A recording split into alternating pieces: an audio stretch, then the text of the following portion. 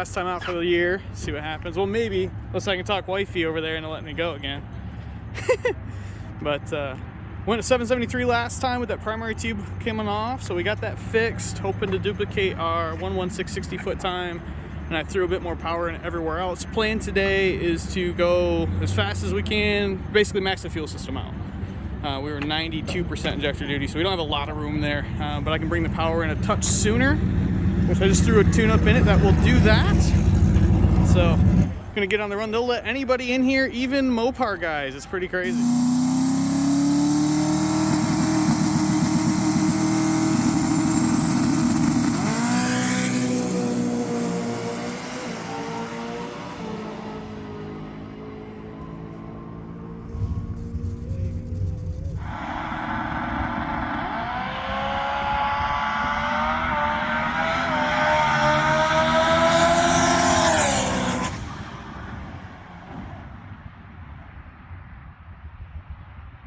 Man, those videos from the big end are just cool, aren't they? I think sounds so cool up there. All right, so here's this pass in review. Obviously, it didn't go faster than our 774 hit, or quicker than our 774 hit. It both lost mile an hour and ET, so what the hell, right? So a couple things. It did leave on our target boost level. This was actually a 118 60-foot, so it was a better 60-foot. You can see it made 22 pounds there on the brake. And the shift points were rock solid where we wanted them to be, right around the 8,500 mark. What you'll see down here, though, check out boost pressure, right? See, it's 36 pounds, 38 pounds. See, I added 10 more pounds of dome pressure to try to turn this thing up some more. So it's making, what was that, 2-3 more pounds of boost than it did on the 774 pass. But see this here, where it falls all the way down to 30 pounds? What had happened is my alternator quit working, and it hit my fuel pressure safety. See that down here? This line that's highlighted is my fuel pressure safety, and you can see it wasn't keeping up. It tripped the safety, and when the safety activates, it pulls manifold pressure out of it. And then, as manifold pressure falls, the fuel system can keep up again, even on the lower battery voltage. That's why the mile an hour and the ET were down. This was actually our first 4-second 1/8 mile hit at a 499, which was cool, but it just wasn't there in the back end. So we went back, tried to sort out what was wrong with the alternator, and we were able to fix it by wiggling the wires. So we didn't really fix it, but it started working again. And we, go back up to make another hit, and this is what happened.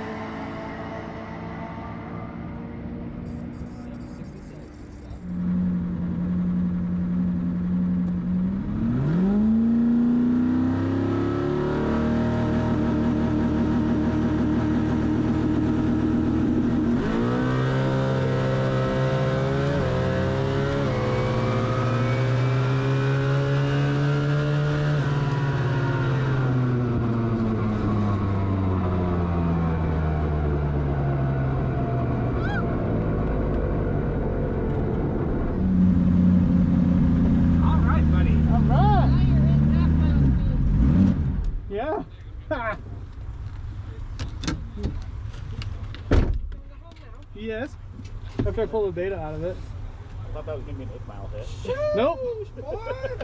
Alright, sick. Went at 767, 182, but I was super worried I heard it. Here's why. Watch the windshield. Here it comes.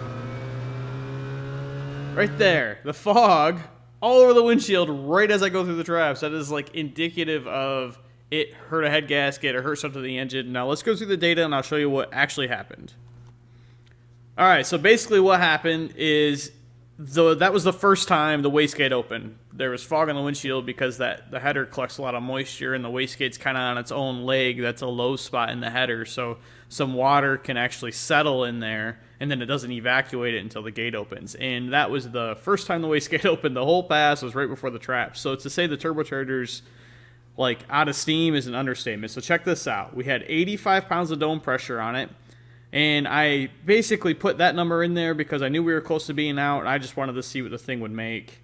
And you see down here, the gate pressure falls. Oh, that's target pressure. Sorry. Manifold pressure falls from 40 to 34 in that instance right there. Wastegate pressure is down here. You can see it drops from 85 all the way down to 56.